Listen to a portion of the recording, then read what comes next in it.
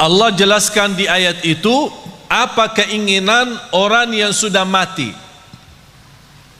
Apa keinginan orang yang sudah mati, sudah masuk kubur, sudah lihat mungkar nakir, sudah dibertanyakan Rabbuka, madinuka, man nabiyuka, dan sudah melihat gelapnya kubur, sudah melihat sempitnya kubur, tidak ada siapa-siapa yang membantu, hanya satu dia mohon kepada Allah. Maulaya salli wa sallim daiman abada ala habibika khairil khalqi kullihim. Saya masih ingat 2008 sampai 2010 saya masih berceramah bahasa Arab, ditranslate. Ya lama-lama jujur saja membosankan. Awal-awalnya orang semangat mendengar, tapi lama-lama bosan ini. Apalagi yang terjemahin tidak begitu semangat seperti semangat penceramahnya. Tapi subhanallah 2010 saya ingat pertama kali saya berceramah bahasa Indonesia. Bahkan waktu itu masih bahasa lucu. Sampai ada seorang ibu, mudah-mudahan ceramahnya begini aja, jangan lancar, supaya lucu katanya. Tapi subhanallah sedikit demi sedikit, saya tidak pernah ambil kursus bahasa Indonesia atau belajar bahasa Indonesia, tapi saya selalu berdoa, ya Allah berikan kepada saya kemudahan bahasa yang bisa difahami. Faham enggak? Alhamdulillah. Kalau lancar tidak faham ya susah juga kan? Walaupun tidak lancar tapi anda faham, dan inti daripada dakwah adalah memahami apa yang kita sampaikan dan bahkan menamalkan. Karena inti ilmu bermanfaat, manfaatnya adalah diikuti dengan amalun salih. Tak ada arti kalau bapak ibu datang jauh-jauh sampai ke tempat ini belajar ilmu tapi pulang tidak ada penambahan amal. Ada nambahan ilmu tapi tidak ada tambahan amal. Padahal Allah Subhanahu wa taala menjaminkan kita bisa selamat dari kecelakaan dan kerugian itu dengan iman kita dan amalun salih. Sebagaimana firman Allah Subhanahu wa taala di suratul Asr, dan saya yakin Bapak Ibu semua hafal. A'udzu billahi minasy syaithanir rajim. Bismillahirrahmanirrahim. Wal 'asr. Innal insana lafi khusr. Illa alladhina amanu wa 'amilus salihati wa tawasaw bil haqqi wa tawasaw bis sabr. Sadaqallahul azim. Semua manusia, sampai Allah bersumpah, semua manusia dalam keadaan merugi. Innal insana, walaupun disebutkan al-insan itu satu, tapi yang dimaksud jenis manusia, seluruh manusia dalam keadaan merugi. Artinya merugi apa? Celaka dunia akhirat, tidak selamat dunia dan akhirat. Kenapa mereka tidak selamat? Karena mereka dengan segala kenikmatan yang diberikan oleh Allah tidak digunakan untuk mendekatkan diri kepada Allah. Tapi siapa ya Allah yang selamat dari kerugian itu dan dari kecelakaan? Yang memiliki 4 sifat. Illa alladhina amanu. Bisa terjamin tambahan iman dengan tambahan ilmu. Semakin tinggi ilmu kita, semakin kuat iman kita. Kenapa sekarang umat Islam zaman ini lemahnya iman? Karena kurang ilmu, bodohnya agama. Indonesia negara yang terbesar penduduknya Islam sedunia, dan sayang sekali Indonesia yang terbesar tidak bisa baca Quran. Malu kita kan? Dan saya bangga ketika saya melihat berkembangan hafalan Al-Quran, apalagi anak-anak kita yang memberi insyaAllah tanda baik Indonesia ke depan insyaAllah lebih baik. Contohnya barangkali Bapak Ibu sudah melihat Musa. Sudah nonton enggak TV? Ini orangnya ini langsung ini. Musa belum usia 6 tahun sudah hafal 30 juz. Sudah hafal, bukan khatam ya. Soalnya bahasa Jawa hafal sama khatam beda. Saya pertama kali datang ke Jawa, saya dengar orang mengenalkan anaknya, oh anak saya sudah khatam. Wih Allah, saya senang, subhanallah. Umurnya segini sudah khatam. Masya Allah, 30 juz ya. Oh ya, kayaknya Ustaz salah faham ya. Bukan hafal, khatam. Iman khatam beda ya? Beda di sini. Katanya kalau khatam seumur hidup satu kali udah luar biasa. Oh fantas ada acara keselamatan. Kalau kita di Madinah bilang khatam berarti sudah hafal, sudah tamat dan boleh jadi imam. Dan budaya itu mohon dirubah. Kok bangga karena seumur hidup satu kali khatam? Na'udzubillahi min zalik. Paling malas kata ulama, itu paling malas bagi umat Islam itu sudah tidak ada kemauan khatam Al-Quran. Paling malas kalau sudah 40 hari lewat dia tidak khatam Al-Quran, dianggap orang itu imannya tidak sempurna. Coba bayangkan, kita bertahun-tahun anak kita tidak bosan main game. Bahkan kita sebagai orang tua berkenan membebaskan anak kita, punya iPad, punya HP, punya PlayStation, PS, semua sudah disediakan. Habis mereka waktunya untuk main saja. Habis sudah mereka sudah usia, sudah semakin besar, baru datang bapa dan ibu, tolong Syekh, apa? Doakan Syekh. Oh kenapa? Anak saya susah salat. Emang anakmu umur berapa? Sudah 30 tahun Syekh. Ya karena kita sudah biasakan mereka sejak kecil tidak memberikan perhatian kepada salatnya, tidak memberikan perhatian kepada Qur'annya. Jangan harap anak itu bisa tumbuh dalam kesalihannya. Punya kewajiban orang tua, punya kewajiban yang begitu berat. Saya tidak minta harus anda membina anaknya sampai harus hafal 30 juz, tapi harus komitmen, harus disiplin setiap hari kita berduduk sama anak kita walaupun satu ayat, supaya dia tertanam mencintai Al-Quran dan mencintai masjid. Kita hanya hafal, berintahkan anakmu 7 tahun, berintahkan anakmu salat. Kalau sudah 10 tahun tidak mau salat, mukullah dia supaya bisa salat. Semestinya sebelum kita berintahkan, ini berintah kalau sudah 7 tahun. Maksudnya Rasul apa? Sebelum memerintahkan, biasakan dia dulu supaya terbiasa. Artinya apa? Sejak dia kecil, masih di bawah 7 tahun, kita boleh membiasakan dia untuk bisa salat, untuk bisa membaca Al-Quran. Sampai kalau sudah 7 tahun, kita tidak punya, sebelumnya tidak punya kewajiban untuk memaksa atau memerintahkan. Tapi kalau sudah 7 tahun, baru mulai tugas baru adalah memerintahkan. Tapi supaya perintah itu bisa diterima dengan baik dan senang, kalau sebelumnya sudah membiasakan dia cinta Al-Quran dan cinta masjid, baru akan ringan menerima perintah dari orang tua. Anak salat, ya salat. Sekarang apa yang kita lihat? Apalagi kalau kita perhatiin masjid-masjid, yang paling ramai di masjid itu sudah bapak-bapak, sudah tua, mengharapkan husnul khatimah. Langkah-langkahnya aja susah berjalan, pelan-pelan aja ke masjid.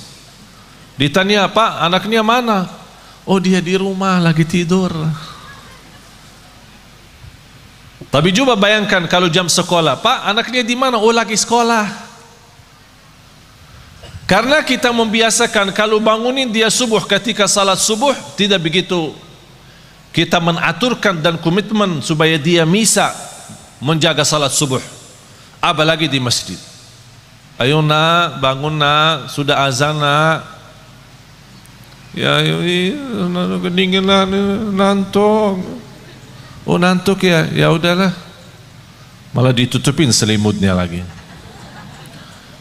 Pas jam sekolah jam 7 bangunin lagi, ayo nak bangun, masih ngantuk.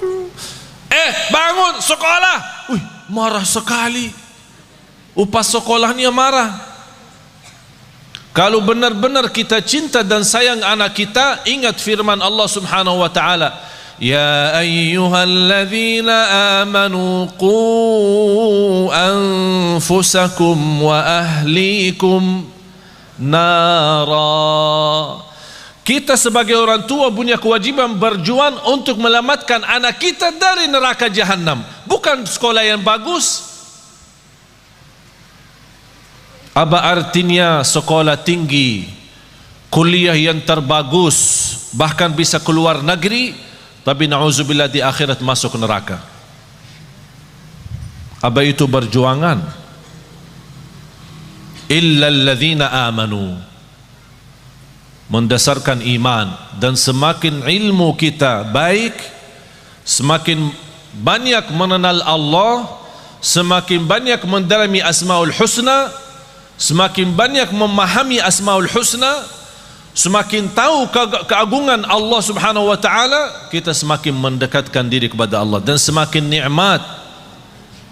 Karena posisi iman naik turun. Bagaimana supaya naik terus? Ilmu yang bermanfaat.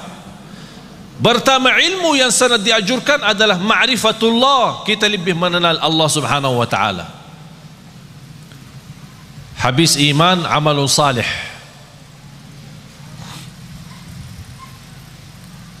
Dan amal salih itu kalau tambah iman tidak ada arti. Bapak Ibu, amalun salih tambah iman tidak ada arti. Ada enggak orang kafir dermawan? Ada. Terus masuk surga? Kenapa? Dia baik, dermawan, suka bantu yatim, padahal dia non muslim. Bantu yatim, bahkan bisa salurkan uang bangun masjid. Tapi amalan itu tidak ada arti amal salih dan kebaikan karena tambah iman, tidak ada iman. Tapi karena Allah adil, tidak ada balasan baginya di akhirat, tapi tetap karena adilnya Allah, Allah balas kebaikannya di dunia. Biarpun dia orang kafir, dia berbuat baik, Allah balas kebaikannya. Sehat, sukses usahanya, lancar. Dan adil Allah SWT. Tapi bagi orang beriman, Allah berikan 2 kali, di dunia dan di akhirat. Itulah kelebihannya iman. Oleh karena itu kalau kita membaca Al-Quran, selalu amal salih terlibat dengan iman. Amanu wa amilu, amanu wa amilu. Kalau tidak ada iman, tidak ada arti amal salih. Dan amal itu harus salih, bukan semua amal. Ada orang mewakafkan tanpa jualan minuman keras lillahi ta'ala. Amal kan? Saya nawaitu beramal. Oleh karena itu tidak boleh dinamakan amal jariyah, tapi dinamakan sedekah jariyah. Karena amal jariyah, amal yang dimaksud macam-macam. Ada yang baik, ada yang buruk. Wa amilus salihat. Bapak Ibu, di antara amal salih yang sangat berguna bagi kita hidup maupun mati adalah sedekah. Terjamin berkah harta karena sedekah. Semakin banyak harta kita, semakin sedekah banyak, semakin berkah. istilah berkah bukan artinya harta kita banyak. Walaupun harta kita sedikit, tapi karena sudah di dalamnya ada kata berkah, harta yang sedikit itu sangat berguna untuk kebutuhan kita. Ada orang kaya raya saya kenal tapi stres. Kaya raya, punya pesawat pribadi, rumahnya di mana-mana. Pas ketemu sama saya, pas isi acara di rumahnya, habis mulai tamu keluar, dia ajak saya ke dalam. Saya mau ngobrol sama saya. Pas begitu masuk, ada kantor pribadi beliau di dalam rumahnya. Begitu tutup pintu, malah dia peluk saya dan menangis. Pak, kenapa menangis? Takut. Apaan takut? Takut kehilangan harta itu. Takut miskin, takut sakit, takut celaka. Hartanya bisa sampai 7 turunan belum tentu habis, triliunan, tapi takut. Oleh karena itu Bapak Ibu, hidup sederhana apa adanya jauh lebih nikmat daripada berlebih-lebihan. Oleh karena itu orang yang salih, salah satu tanda kesalihannya, harta yang dia sedekahkan jauh lebih banyak daripada yang dia simpan. Tapi dasar itu bisa menjadi ringan, sedekah lebih banyak daripada yang kita simpan adalah iman yang kuat. Tapi kalau imannya lemah, mana bisa? Saat bersedekah aja dia hitung-hitungan. Kalau diajak rame kumpulin sedekahnya, dia buka dompetnya, ada isinya 1.000, 10.000, ada 100.000. Yang keluarinnya mana? Tidak apa-apa, jujur saja, tidak apa-apa. Katanya walaupun sedikit tapi ikhlas. Salah tuh. Itu dulu, masa dulu. Sekarang rubah perkataannya, lebih baik banyak tapi ikhlas daripada sedikit tidak ikhlas. Harus banyak. Bapak Ibu, saya ceritakan sesuatu tapi bukan, insya Allah bukan riya. Seumur hidup saya sampai titik ini, saya tidak pernah zakat mal. Heran ya, kok bingung Ustaz tidak zakat sih? Kita diajurkan suruh zakat, kok Ustaz tidak zakat? Seumur hidup sampai titik ini saya tidak pernah mengeluarin zakat setiap tahun. Kenapa? Karena saya tidak suka simpan duit. Kalau tidak ada duit bagaimana ada zakat? Ada zakat kalau ada nisab kan? Ada nisab, ada haul. Kalau tidak ada nisabnya mana boleh zakat?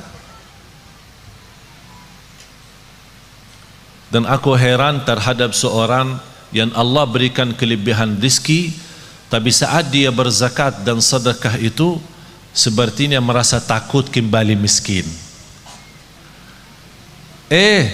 Wallahi, hidup miskin di dunia lebih baik daripada hidup miskin di akhirat. Kenapa? Karena hidup miskin di dunia seberapa lama pun tetap namanya sebentar. Tapi kalau di akhirat, kaya selama-lamanya atau miskin selama-lamanya, tidak ada batas. Oleh karena itu bahagia seorang yang saat dia bersedekah, dia sudah ingat, saya lagi isi tabungan akhirat saya, supaya nanti kalau saya hadap Allah hari kiamat, rekening akhirat saya masih banyak. Subhanallah, luar biasa. Oleh karena itu sedekah termasuk salah satu amalan yang sangat berguna bagi orang yang hidup maupun mati. Sampai ada sahabat, ya Rasulullah, ibu saya meninggal, apa yang harus saya bisa berikan kepada ibu yang berguna padahal ibu saya sudah meninggal? Kata Rasulullah, bersedekah. Bahkan Bapak Ibu tolong simpan surah Al-Munafiqun, surah 63 ayat 10.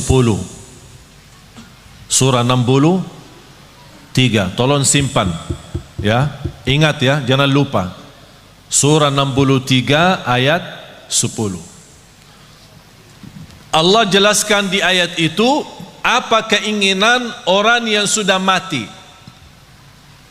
Apa keinginan orang yang sudah mati, sudah masuk kubur, sudah lihat mungkar nakir, sudah dibertanyakan Rabbuka, Madinuka, Man Nabiyuka, dan sudah melihat gelapnya kubur, sudah melihat sempitnya kubur, tidak ada siapa-siapa yang membantu, hanya satu dia mohon kepada Allah. وَأَنْفِقُوا مِمَّا رَزَقْنَاكُمْ مِنْ قَبْلِ أَنْ يَأْتِيَ أَحَدَكُمُ الْمَوْتُ فيقول رب لولا أخرتني إلى أجل قريب فأصدق وأكن من الصالحين. Ketika manusia menghadapi kematian dan bisa menyebutkan keinginannya dan cita-citanya, ya Allah, tundalah kematianku, ya Allah, kembalikanlah aku dari kubur supaya aku bisa bersedekah kembali. Bukan bisa salat malam, bukan bisa baca Quran, bukan bisa puasa Isnin Kamis, bukan bisa berbakti baik sama orang tua, bukan supaya saya bisa haji umrah, bukan saya bisa nikmati Ramadan. Semua itu baik, tapi satu yang dia sebutkan, supaya saya bisa bersedekah kembali. Kenapa? Ulama menjelaskan, kenapa orang yang menghadapi kematian dan masuk kubur ingin kembali ke dunia untuk hanya bisa bersedekah lagi? Karena dia sudah lihat begitu dahsyat pahala sedekah yang telah dia berikan. Oleh karena itu dia mengharap, ya Allah, kalau memang begini, tolong kembali lagi ke dunia, tundalah kematianku supaya harta yang saya masih simpan bisa saya habiskan di jalanmu. Allahu Akbar. Sedekah itu luar biasa. Bahkan saking indahnya sedekah itu, Allah berikan satu pintu khusus namanya babus sedekah di surga. Jadi ada orang punya kelebihan apa? Ini ada babus sedekah masuk. Seperti Sayyidina Uthman. Sayyidina Uthman ibn Affan yang terkaya. Tahu enggak Bapak Ibu, ada satu cerita barangkali Bapak Ibu pertama kali mendengar. Sampai sekarang jarak kita antara kita sama Sayyidina Uthman 1400 tahun. Sampai sekarang ada satu rekening di bank di kota Madinah atas nama Uthman ibn Affan radhiyallahu anhu. Sampai sekarang. Itu apa? Beliau kan orangnya dermawan, suka bersedekah. Di antara sedekahnya dia menwakafkan sumur air yang dimiliki oleh orang Yahudi. Orang Yahudi ketika di zaman Rasul, orang Muslim mau minum, dia jual mahal. Jadi orang yang mampu bisa beli, orang yang tidak mampu tidak bisa. Kata Sayyidina Uthman begini, satu hari saya bayar, satu hari saya bayar untuk umat Islam. Jangan tolak orang, biar apapun, seberapapun dia ambil, biarkan saja. Dan satu hari untuk kamu. Jadi kontrak, satu hari buat saya, satu hari buat kamu. Tapi apa yang terjadi?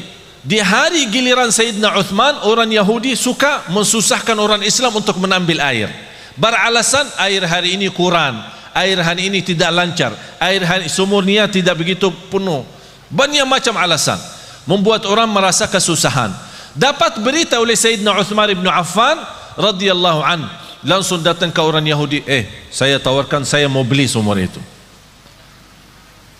Orang Yahudi cintaannya harta. Dia berkata, kalau berani ya saya bayar, saya jual mahal. Mahal banget.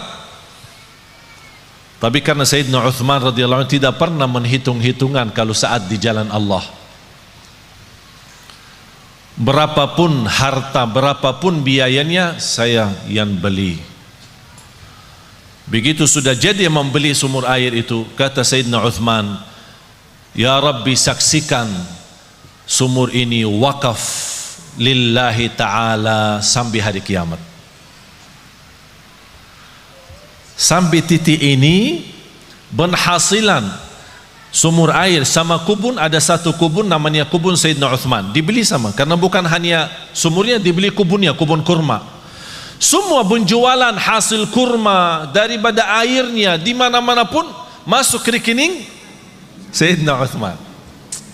Sampai dia meninggal dunia masih ada bergilar hartanya, terus berjalan. Subhanallah. Bapak Ibu, sedekah itu luar biasa. Terjamin husnul khatimah dengan sedekah. Wallahi, tidak ada orang yang istiqamah dan cinta sedekah pasti dapat husnul khatimah. Selamat dari kecelakaan, selamat dari kematian buruk. Kalau kita bilang kecelakaan termasuk kebakaran, bahkan disebut dalam hadis selamat dari kematian mendadak. Karena salah satu ciri hari kiamat, akhir zaman, banyak meninggal dunia mendadak. Pas naik mobil meninggal, pas lagi makan meninggal, mendadak namanya. Supaya selamat dari mendadak, jangan sampai kita mati dalam keadaan buruk maupun mendadak, jagalah sedekah. Allah lindungi dari kematian mendadak, dari kematian buruk, dari kematian kecelakaan. Bahkan sedekah itu menjaminkan ridha Allah. Sedekah itu membadamkan kemurkaan Allah. Kalau Allah lagi murka sama kita, Allah marah sama kita, supaya Allah angkat kemarahannya lewat apa? Bukan haji, umrah, puasa, tidak ada, sedekah. Terjamin terhapus dosa kita lewati sedekah. Semua yang saya sebutkan ada lebih daripada 100 manfaat daripada sedekah. 100 manfaat. Bahkan sedekah itu bisa menjadi berkah bagi keturunan kita.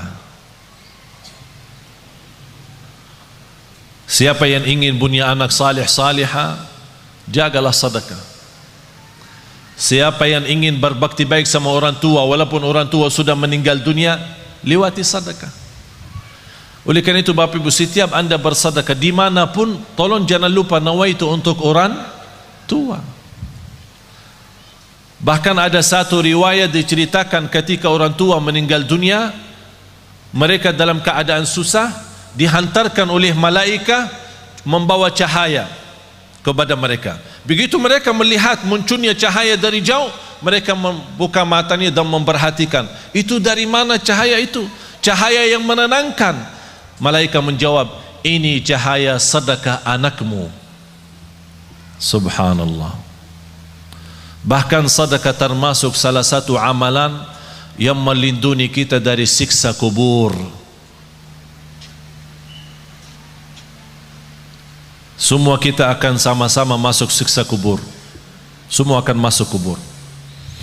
Rumah kita yang baru, tahu nggak rumah yang baru? Belum ya? Belum pernah ke sana ya? Belum. Biasa kalau kita mau beli rumah, kita biasa survei kan? Survei, senang beli, tidak senang cari yang lain kan? Kuburnya rumah kita yang baru. Sudah disurvei belum? Survei. Harus tahu rumah saya yang baru di mana, posisi saya di mana nanti, tetangga saya siapa, apakah dekat jalan raya atau dekat mall. Tahu, harus tahu kuburnya di mana. Wallahi Bapak Ibu, salah satu yang membuat kita mudah bersedekah, kita ingat kubur rumah kita baru. Kita ingat. Kalau kita ingin, saya minta sekali aja. Biasanya kalau di Indonesia malam minggu libur, jadi orang-orang mengajak keluarga senang-senang, makan malam di mana gitu, berhiburan. Kalau di Surabaya kemana? Biasanya malam minggu ya, ke mall ya. Ya udah sekali-kali malam minggu dikubur. Ajak. Apalagi kubur di Indonesia sudah gelap. Gelap alami ya, bukan masuk ke dalam, di luar aja sudah gelap. Jadi enak, suasana enak. Duduk aja, tidak usah panjang lebar, duduk aja. Duduk. Apalagi kalau di samping kubur lagi terbuka, wow, luar biasa tuh. Biar bisa pandangannya enak. Subhanallah. Masa ini rumah saya ukurannya berapa sih? Ya boleh sekarang ketawa, boleh ketawa. Tapi Allah saja yang maha tahu bagaimana keadaan kita nanti di dunia kubur. Oleh karena itu jamaah sekalian, wallahi hidup ini serius. Hidup ini sangat serius. Sudah habis waktunya bercanda, habis waktunya berketawa, habis waktunya untuk dunia saja. Dan banyak ciri-ciri, semakin banyak ciri hari kiamat, itu memberikan tanda hari kiamat semakin dekat. Bahkan yang lebih dekat adalah kematian. Tidak ada yang bisa jamin berapa sisa umur kita. Sekarang kalau saya bertanya, yakin hidup atau yakin mati? Bukan yakin hidup. Yakin mati daripada yakin hidup. Kenapa? Karena tidak ada yang bisa jamin hidup sampai besok. Tapi bagi orang yang bersedekah, kapanpun dijemput kematian, dia siap. Dan saya minta bukan sedekah yang biasa-biasa, tapi sedekah yang luar biasa. Jangan kita sedekah biasa tapi minta ya Allah berikan rezeki yang luar biasa. Harus kita juga adil. Harus kita adil. Allah akan berikan yang luar biasa kalau kita juga bersedekah yang luar biasa. Wallahi Bapak Ibu, yang namanya harta bukan yang kita simpan, tapi yang harta sesungguhnya adalah yang kita memberi. Itulah yang namanya harta kita. Tapi yang harta kita simpan, wallahi bukan harta kita. Karena besok meninggal dunia dinikmati oleh ahli waris. Bahkan bisa ahli waris salah guna dan dosanya kita tanggung. Saya punya teman, keluarganya hampir 7 tahun bersaudara, pecah kakak adik, tidak bersalaman, tidak bersilaturahim, tidak, ini sebab harta. Teman saya di Mahkamah Agung menceritakan ada keluarga 20 tahun mondar-mandir ke mahkamah, urusan harta belum selesai, 20-an tahun.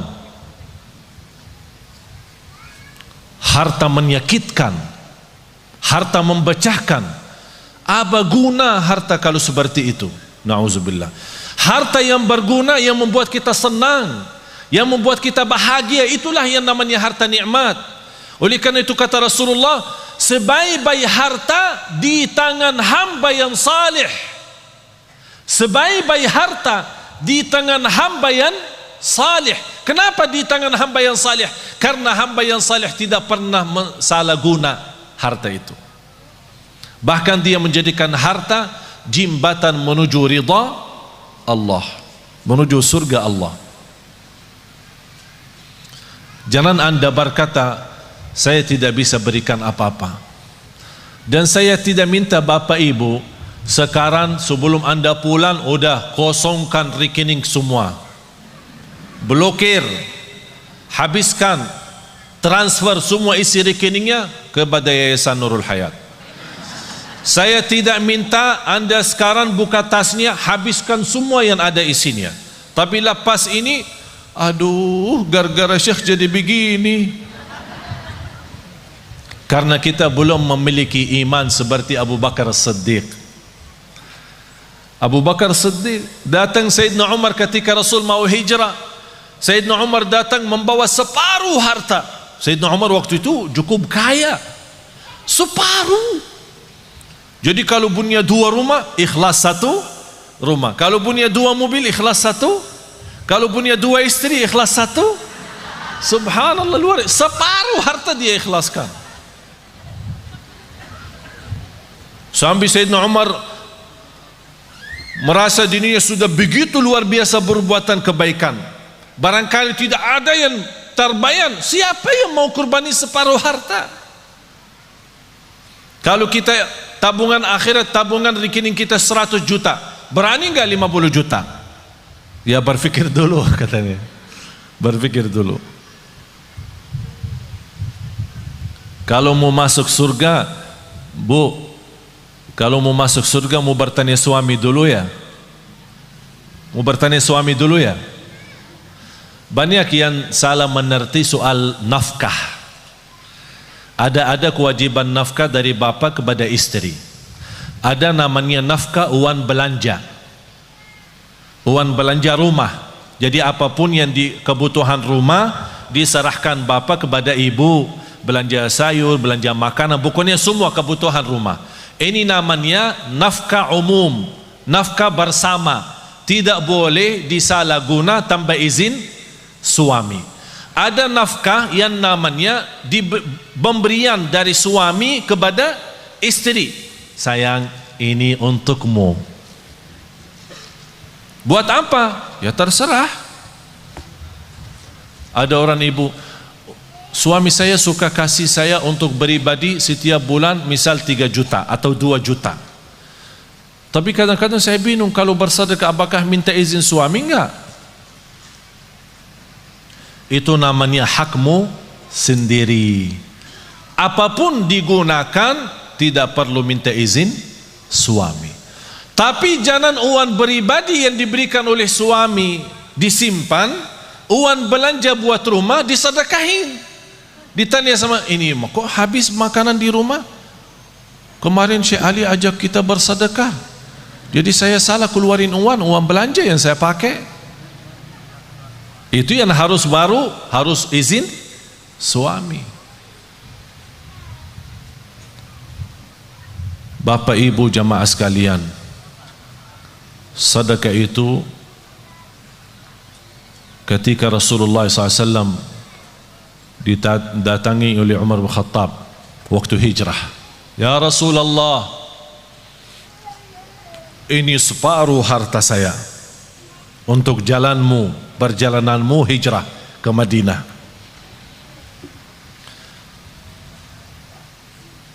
Rasulullah bertanya, apa yang kamu sisakan untuk keluargamu? Alhamdulillah masih tersisa separuh. Datang Sayyidina Abu Bakar,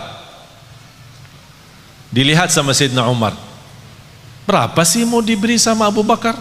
Aku aja sudah separuh. Tidak terbayang apa yang akan diberi oleh Sayyidina Abu Bakar. Ya Rasulullah, ini hartaku. Apaan ini? Ini hartaku semuanya. Apa yang kamu tinggalkan untuk keluargamu?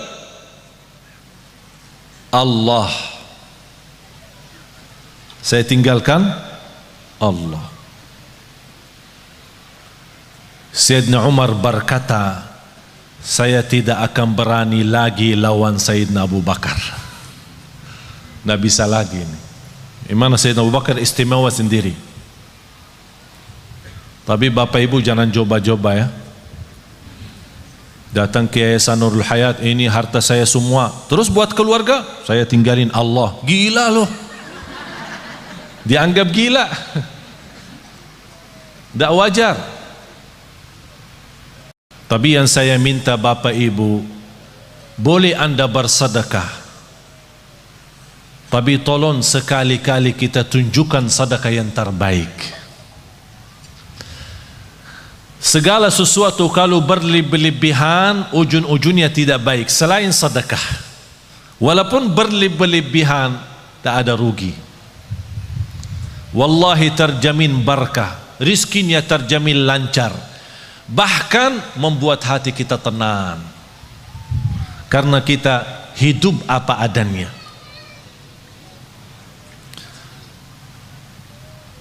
Ada satu amalan yang saya harap bapak ibu bisa amalkan.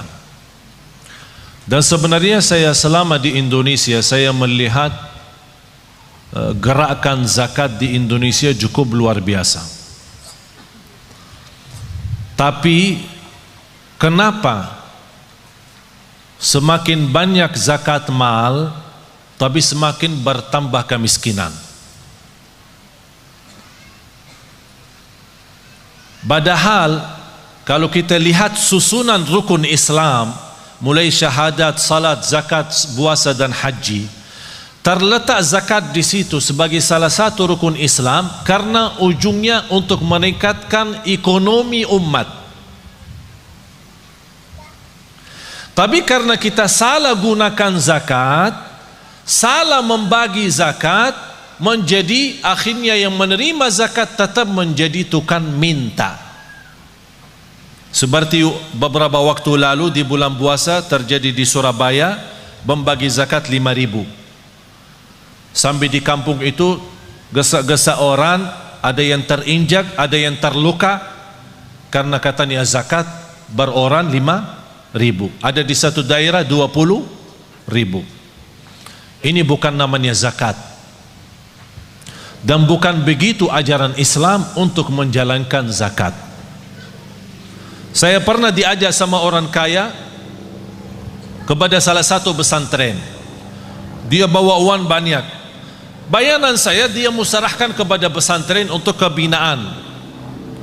Pas begitu sampai di sana, dia minta anak-anak santri dikumpulkan. Semuanya antri satu persatu dan dia kasih mereka 50 beroran. Habis itu dia minta sama, ya Syekh tolong ikut bantu bagi. Tidak mau saya bagi, karena bapak itu salah menjalankan zakat seperti ini. Zakat itu lebih baik kita membina seorang, 2 orang, 3 orang, tapi bina total sejak dia kecil sampai besar. Dia anak yatim sampai dia tamat sekolah, bahkan kuliah sampai dia bisa mandiri sendiri. Itulah namanya zakat yang bisa membuat orang lain bisa hidup mandiri, bahkan besok dia bisa memberi zakat daripada menerima zakat lagi. Kalau kita kenal keluarga miskin, kita bisa memberikan modal bisnis dan kontrol. Kita buat program dan kita tetap kontrol mereka supaya tidak salah guna modal itu. Insya Allah yang pertama menerima modal dari zakat, besok dia sukses dan maju usahanya, dia akan memberikan zakat. Sampai datang satu waktu seperti Sayyidina Umar ibn Abdul Aziz, orang bawa zakat, wahai Amirul Mukminin, kami punya uang zakat tapi tak ada yang terima. Ternyata karena semua penduduk di zaman Umar bin Abdul Aziz adalah memberi zakat, tak ada yang menerima lagi. Kenapa? Karena zakat saat itu betul-betul untuk membina, bukan hanya sebatas bagi. Oleh karena itu saya harap termasuk Yayasan Nurul Hayat tolong difikirkan bagaimana cara orang-orang yang kita lihat dia baik, salih, salihah, tapi dibutuhkan pimpinan, dibina mereka supaya mereka bisa berusaha sendiri, berbisnis sendiri, apapun yang mereka mampu, apa itu dalam jahitannya, apakah itu dalam masakan makanan, apa itu, apa saja kemampuan mereka, kita bisa support mereka dalam modal zakat. Nanti dari situ awal-awalnya bisa 1 tahun 2 tahun dia tetap menerima, tapi besoknya insya Allah terjamin dia akan memberi. Akhirnya lama-lama semakin sedikit berkurang menerima, semakin banyak bertambah memberi. Akhirnya di situ tambah kekayaan umat dan terlihat ekonomi umat Islam semakin membaik. Itulah inti daripada zakat. Oleh karena itu jamaah sekalian, kalau anda punya uang untuk zakat, jangan dipecahkan. Misal zakat mal 5 juta, jangan kasih anak yatim 50. Bina 1 anak yatim, bina 2 anak yatim, dan dibantu insya Allah sama Yayasan Nurul Hayat.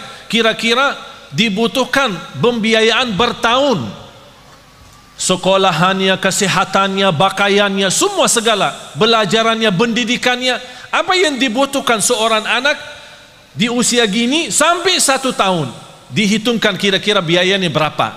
Alhamdulillah terhitung kira-kira dalam 1 tahun 3 juta. Berarti uang zakat kita 6 juta bisa membina 2 orang.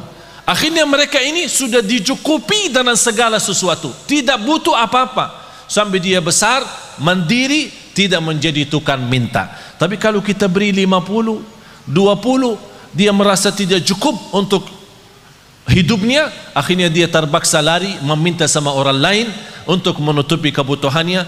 Itulah tersebar anak-anak kita selalu menjadi tukang minta, bukan menjadi berguna bagi negeri ini.